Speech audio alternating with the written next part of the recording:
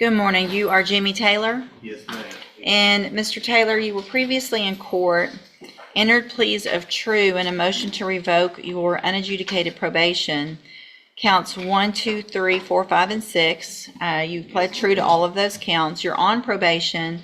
The second-degree felony offense of theft of property with previous convictions with findings that prior offenses were true. You were placed on that probation January 24th of 2024. I have received the pre-sentence report, as well as there was one incident report from the jail, a page that should have been sent to you all, and also Mr. Coleman has also provided a copy of the court's sentencing hearing, a transcript from that original sentencing back on January 23rd of 2024. Has everyone had an opportunity to review all of those things? We have, Your Honor. The state has, Judge. Are there any additions or corrections to that updated report? Not from the defense. Not from the state, Your Honor. There are a couple of things I'd like to speak to if and when the court would like to hear from you. Yes, of course. So let me just, there's no agreement in this, correct? This was just open to the court? That's correct, Your Honor. Yes, Your Honor. And, all right, Mr. Rojas, you may proceed. Thank you, Your Honor. We're going to be asking for the court to continue Mr. Taylor on probation. I know by looking at the PSI on paper, it doesn't look like there's a chance that Mr. Taylor should be given, especially given his criminal history. It looks like his criminal history is all in some way related to drug abuse. If you look at the allegations he pled true to, those are the non-compliance allegations have to do with drugs. And the reason for not complying with the JCBI program, he doesn't come from a wealthy background. He doesn't have a whole lot of affluent friends and family members that can help him out. He had a ride with his brother. His brother had an accident, and that option was not available to him anymore. He indicates to me that he does want help getting off of the drugs, and I'm sure that when Mr. Coleman has a chance to speak, he's going to point out the comments made by the court to this defendant about not wanting to hear about needing more help with drugs or any relapses. I really don't, because here's the thing, Mr. Johnson. I'm looking back at your original pre-sentence report that when I put you on probation, and I make notations on those reports and make highlights and those types of things. And I'm noting that in that report, you already, before this case, had gone to ISF and SafeP. And then on this probation, I sent you to ISF at the beginning of the probation. Is that correct or no? I believe parole was sent into ISF. Yes, ma'am. So you were on parole. Yes, ma'am. I gave you a probation against Mr. Coleman's wishes and really against what looked like I should have. You went to ISF regardless of who. So you've been to ISF twice. Is that correct? You're looking at her. You've gone. Have you been to Yes, ma'am. I've ISF been once there or twice? How many times? How many times? Twice in 20 years. Okay, so you've I've been, been in prison 23 years out of the last 30 years. So I've been doing my time, and but you I keep haven't had a chance to, to do what? Because you've been to SafeP, you've been to ISF, and you went to ISF more recently, right? Yes, ma'am. Okay. As soon as I got out, I got it right on probation, and I haven't had a chance to.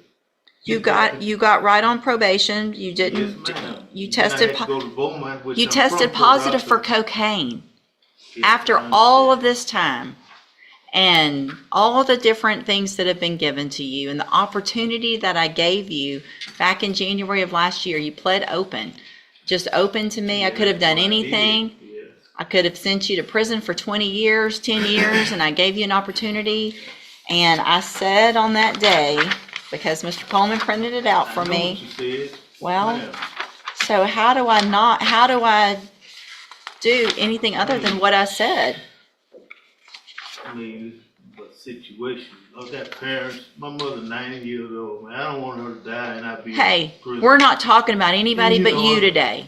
Yeah, I know. I'm sorry your mom's that old. and that you Yeah. haven't been around to be with her, but that's whose fault? It's not going to be my I fault if understand you're what not there. saying, but How about some personal responsibility instead of my mom is that's old what and I don't would send like me to do, prison? ma'am, you know.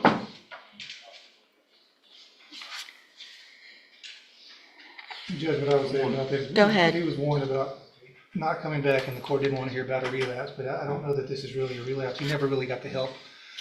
On this most recent term of probation with the JCDI, and if transportation is going to be a problem, I know he's already been to Safe-P, Judge, but it would be the relapse portion of Safe-P would be appropriate, or a whole new term. Hold on.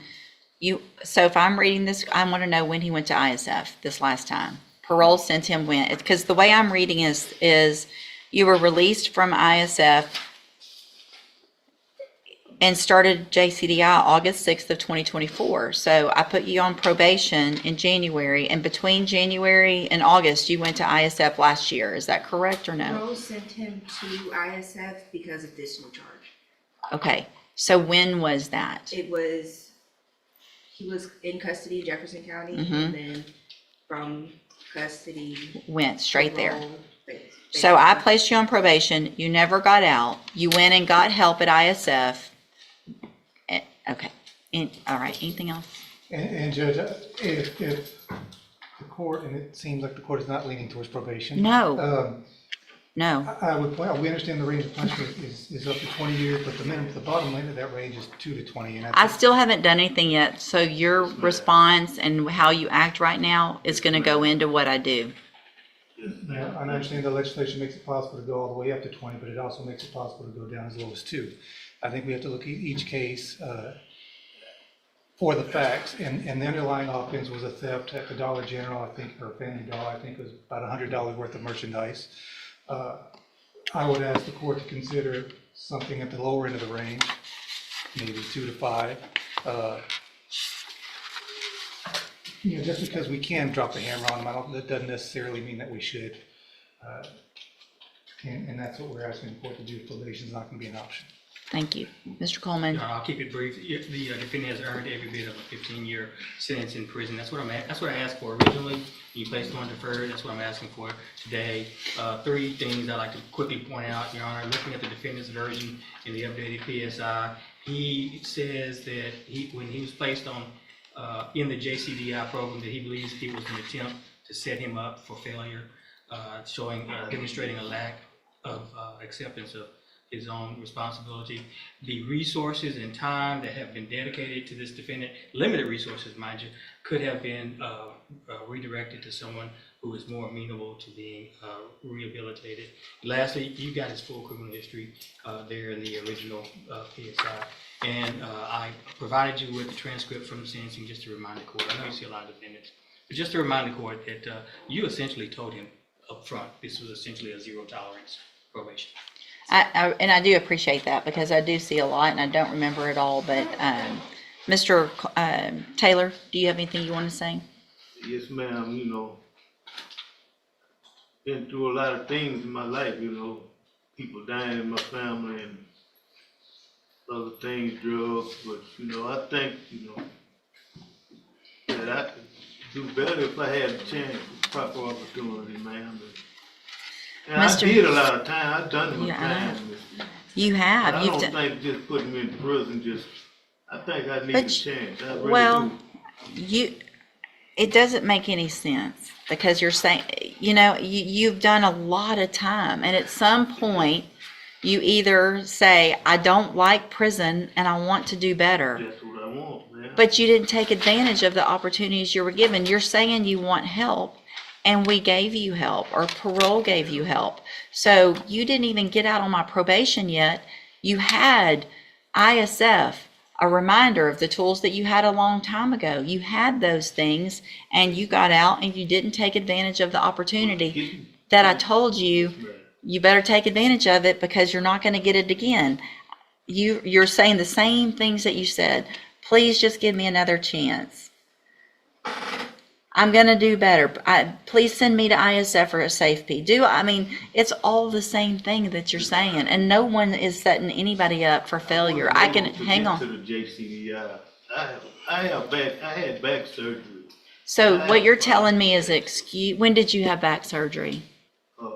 8 years ago, Okay, but they only did half part of my listen, back. listen. I'm not making You're, excuses. you are I'm make, trying to you get are, back. if you're throwing out to me that you had back surgery 8 years ago, then you are digging for everything you possibly can, and we're done with all that. I'm going to find that you previously entered your pleas of true to counts 1 through 6 freely and voluntarily.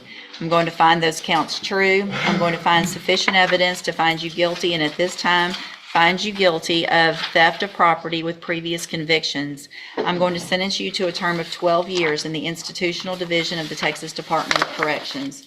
You will receive credit on that sentence for any time that you've been in custody that the law gives you the right to receive. I'm going to hand you trial court certification that shows this was not an agreement. You do have some limited rights to appeal. You can talk to Mr. Rojas about that. I'm also going to hand you a written admonishment regarding your ineligibility to possess a firearm or ammunition. Because of the judgment entered against you, you're ineligible under Texas law to possess a firearm or ammunition. Possession of a firearm or ammunition could lead to charges against you. Firearm is a legal term, and you should read the written admonishment I provide you to see what devices qualify as a firearm. If you have any questions about the laws that make you ineligible to possess a firearm or ammunition, or about how long that lasts, you can talk to Mr. Rojas. Y'all need to sign that, and he'll give you a copy of it. Thank you. Thank you, ma'am, for being here.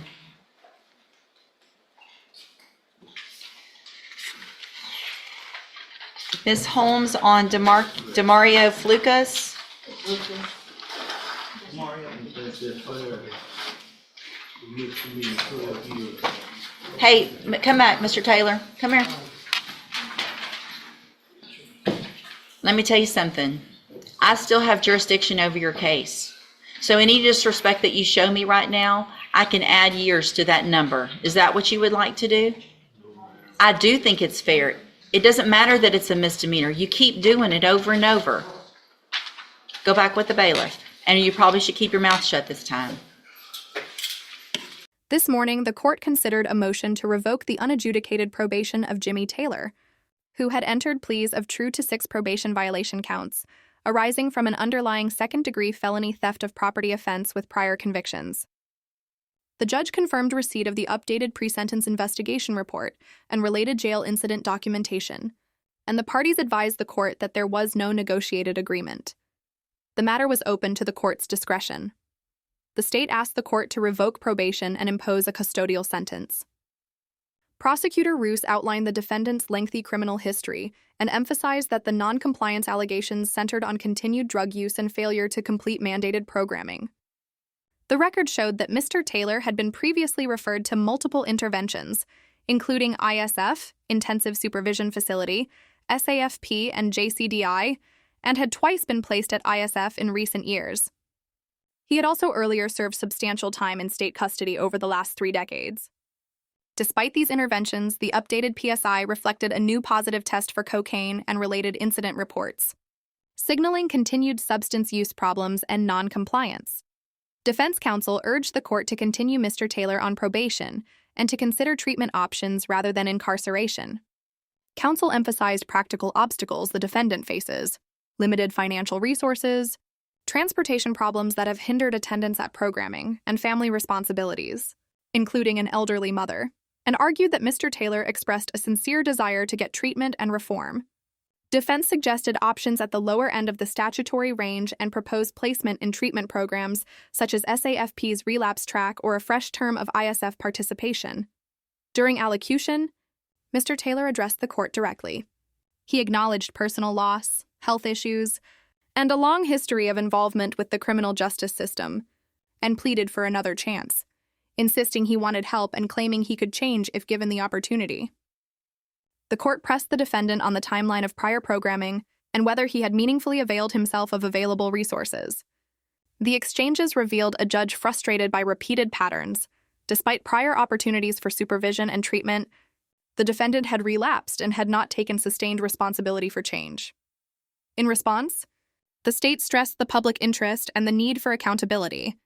The prosecutor reminded the court that the offense here involved theft from a retail store, and that the defendant was already a repeat offender with a pattern tied to substance abuse. Given the mix of prior convictions, previous revocations, and the recent positive drug test, the prosecutor recommended a significant prison term consistent with the seriousness of recidivism. After weighing the briefs, the court made clear it had considered the full PSI, the defendant's statements, and the history of prior sanctions and programming. Although sympathetic to family circumstances, the judge emphasized personal responsibility and the limits of further community-based leniency, where repeated chances had been extended. Finding that the defendant had freely and voluntarily pled true to the violation counts and that sufficient evidence supported revocation, the court revoked probation. The court adjudicated Mr. Taylor guilty of theft of property with prior convictions and sentenced him to 12 years in the Texas Department of Corrections. The judge ordered credit for any lawful time already served, issued trial court certifications noting this was not an agreed plea, and provided the required written admonishment concerning the defendant's ineligibility to possess firearms or ammunition under Texas law. The hearing closed with a firm judicial message. While treatment and second chances are available to defendants who actively engage and comply, persistent noncompliance, especially when tied to substance use and a long record, will result in custodial sanctions aimed at protecting the community and enforcing accountability.